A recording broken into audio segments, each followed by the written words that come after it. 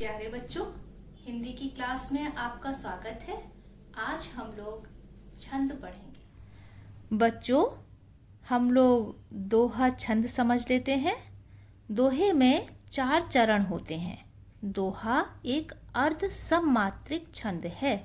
अर्ध सममात्रिक का मतलब हुआ 2 चरण में एक सी मात्रा और 2 चरण में एक सी मात्रा। अर्ध माने आधा, आधे में एक समान मात्राएं हैं और आधे में एक समान। इसमें पहले और तीसरे चरण में 13-13 मात्राएं और दूसरे और चौथे में 11-11 मात्राएं होती हैं। अंत में गुरु और लघु होते हैं।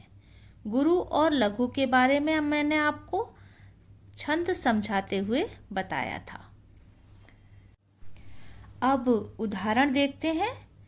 मेरी भव बाधा हरो, राधा नागर सोए, जा तन की झाई परे, श्याम हरित दुति होय। इस उदाहरण में 4 चरण हैं। ये 4 चरण हैं। पहले और तीसरे में 13-13, दूसरे और चौथे में 11-11 मात्राएं हैं। अब आप मात्राएं गिन भी सकते हैं। मैंने पहले आपको बताया था, जब छंद क्या है जब समझाया था तब मैंने आपको बताया था कि जो बड़ी मात्राएं होती हैं उनको 2 गिनते हैं और उसका चिन्ह ऐसा होता है, ऐस की तरह।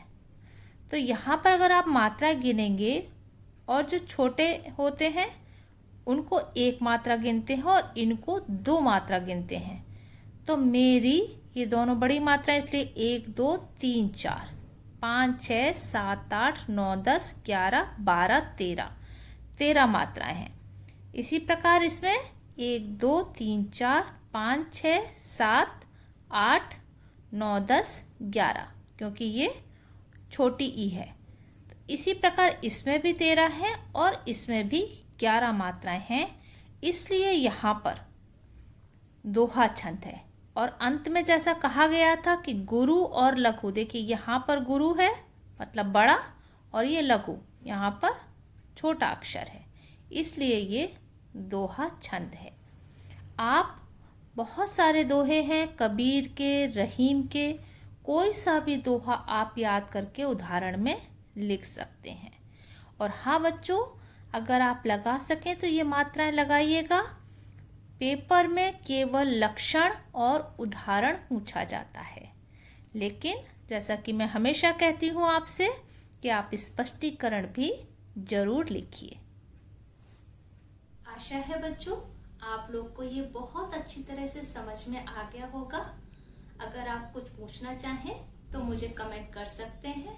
और हाँ बच्चों, इस चैनल को सब्सक्राइब जरूर कर लीजिए, जिससे कि आगे आने वाले वीडियो भी आप देख सकें। धन्यवाद।